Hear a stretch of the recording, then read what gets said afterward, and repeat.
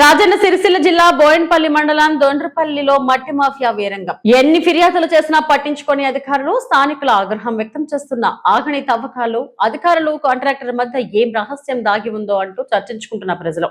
ఇప్పటికైనా అధికారులు స్పందించి తవ్వకాలు ఆపాలని ప్రజలు కోరుతున్నారు. నమస్కారం అండి అందరికీ. ఇవాళ బోయిన్పల్లి మండలం దుండ్రపల్లి గ్రామ చెరువుకు సంబంధించిన పూడికతీత పర్మిషన్ అని ఇరిగేషన్ ఈ గారు పర్మిషన్ ఇచ్చారు. అది దుండపల్లి గ్రామం నుంచి మరి తీర్మానం కాపీ ఇచ్చారు. మరి ఇచ్చినప్పుడు వాళ్ళు తీసుకున్న పర్మిషన్ వచ్చేసి 800 క్యూబిక్ మీటర్లు. 800 క్యూబిక్ మీటర్లకు లూజ్ మట్ అయితే 40 టిప్పర్లు అవుతుంది. మరి ఒకవేళ తోడితే ఎక్కువ అవుతుందని ఈ గారు చెప్తున్నారు కదా, తోడితే 80 టిప్పర్లు అవుతుంది కావచ్చు, అంతకంటే ఎక్కువ అయితే కాదు. మరి 100 టిప్పర్లు పోతున్నాయి సార్, మరి మీరు ముగ్గు పోసిరా, ఏదైనా మార్క్ చేసి ఇస్తున్నారా అని అడిగితే సమాధానం లేదు సార్ దగ్గర నుంచి.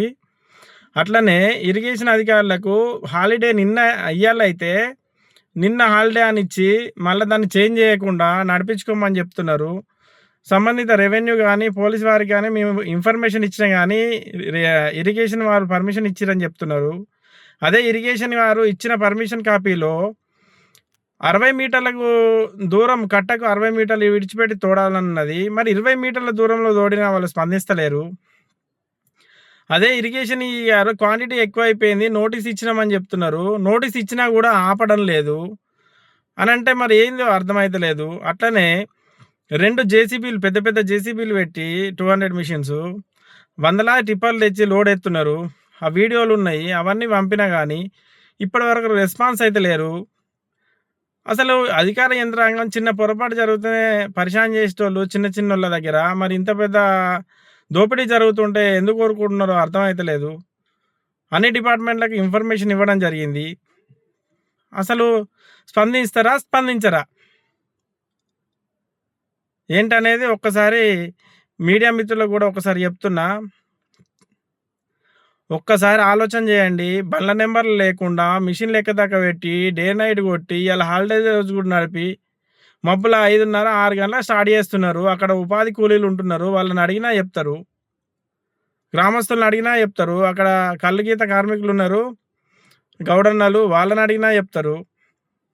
అసలు మరి ఎందుకు స్పందించట్లేదు?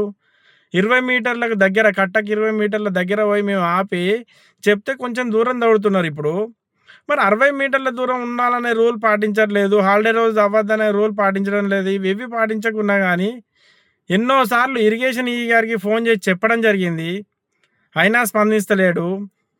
అసలు ఏం జరుగుతుంది అనేది మరి మీకే తెలవాలి, అధికార యంత్రాంగానికే తెలవాలి. ఎందుకనంటే చిన్న చిన్న రైతులు ఏదైనా వాళ్ళ పొలాల్లో ఆడదాడనే పర్మిషన్లు అడిగే మీరు ఈ పర్మిషన్ లేకుండా 60 మీటర్ల దూరం, బల్ల నెంబర్ లేకపోవడం, 2 జేసీబీలు పెట్టడం, 800 క్యూబిక్ మీటర్లకు 100 టిప్పర్లు పోవడం, వీటి వెనుక మరి ఎవరున్నారు, అసలు ఎందుకు నడుపుతున్నారు అనేది ఇక మీకే తెలవాలి.